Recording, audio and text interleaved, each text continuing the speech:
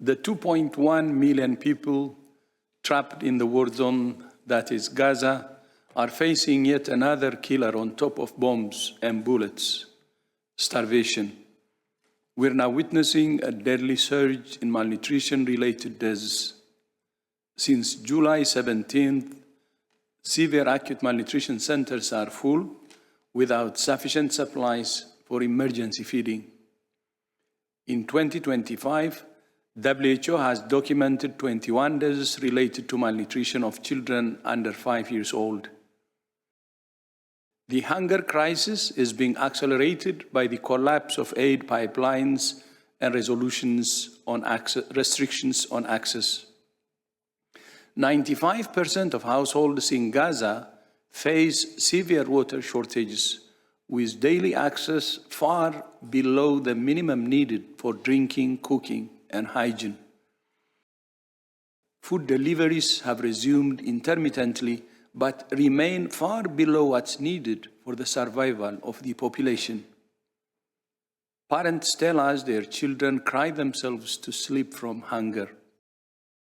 Food distribution sites have become places of violence. From the 27th May to the 21st of July, health authorities report 1,026 people have been killed in Gaza while trying to get food from these sites. On Monday, WHO personnel came under fire in the city of Deir al-Balah. The WHO staff residence was attacked, endangering personnel and their families, including children. Israeli military entered the premises, forcing women and children to evacuate on foot amid active conflict. Male personnel and family members were handcuffed, stripped, and interrogated. One colleague remains in detention. We call for his immediate release.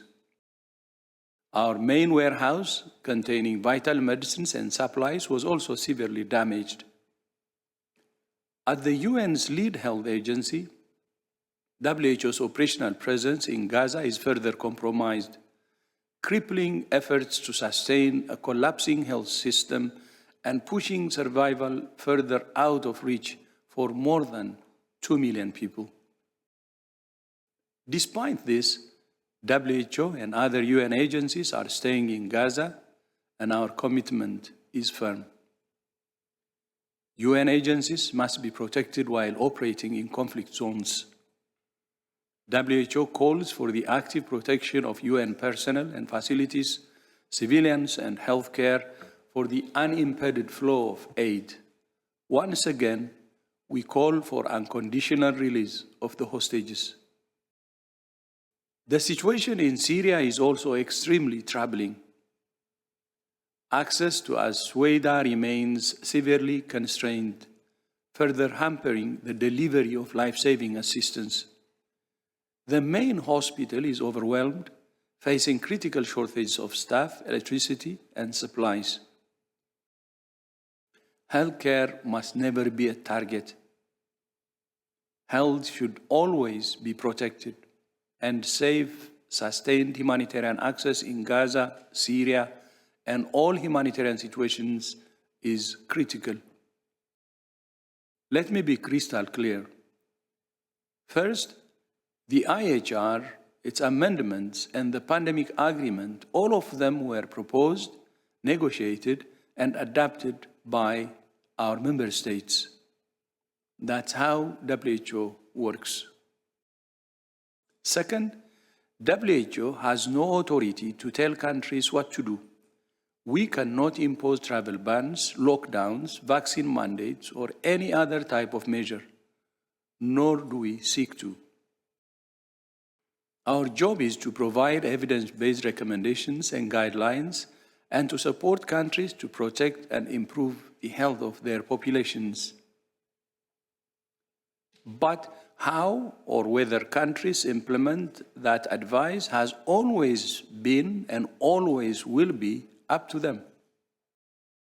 And third, we have a very clear, comprehensive framework in place to guard against undue influence of pharmaceutical manufacturers and other private sector entities.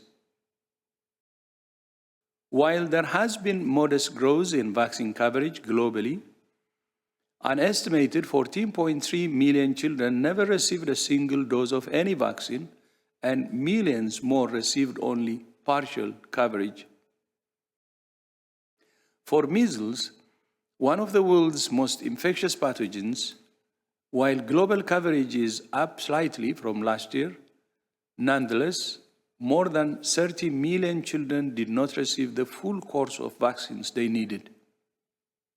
In 2024, 60 countries experienced significant measles outbreaks, nearly double the number in 2022.